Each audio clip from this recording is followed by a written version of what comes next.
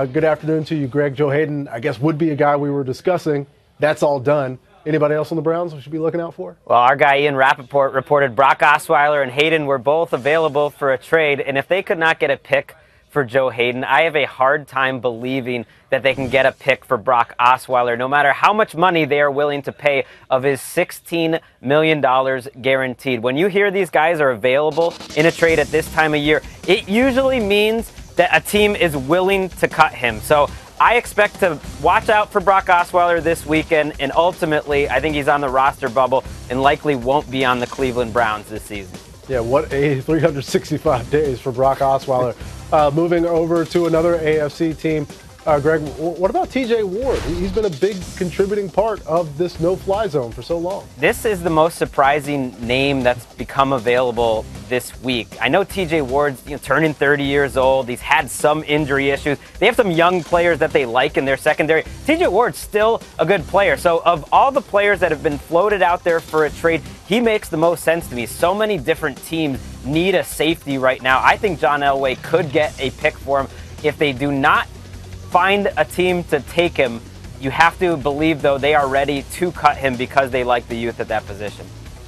And Greg, the talent exodus out of Florham Park has been notable this offseason. Matt Forte is still there.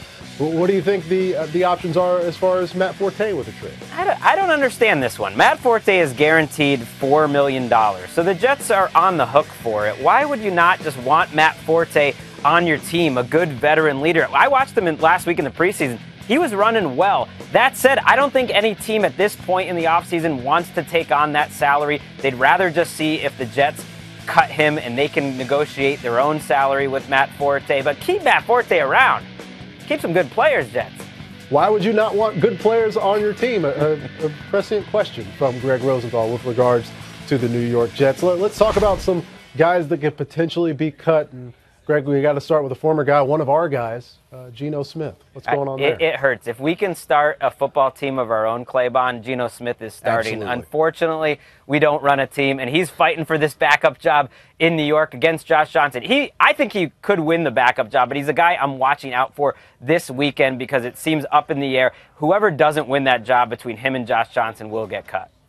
Yeah, it's not like Eli Manning misses that many football games anyway, but still somebody would like to have that position. We could leave there, and we talk Victor Cruz, Greg.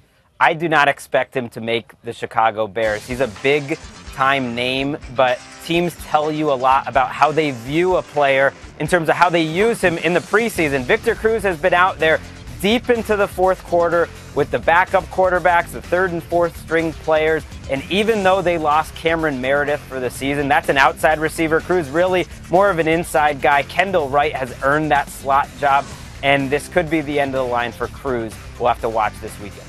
And Greg, before we go, let's talk about a running back, Chris Johnson, who before the resurgence and world domination of David Johnson was really a great option for Arizona. And was a great backup for them last season. I don't think they've seen the same Chris Johnson in camp this year. They've been waiting for that guy to show up. Last week in the preseason, he had a fumble, did not have a strong game, and he's someone to watch out for. They have Kerwin Williams, Andre Ellington, some younger names that might wind up edging him out for a roster spot.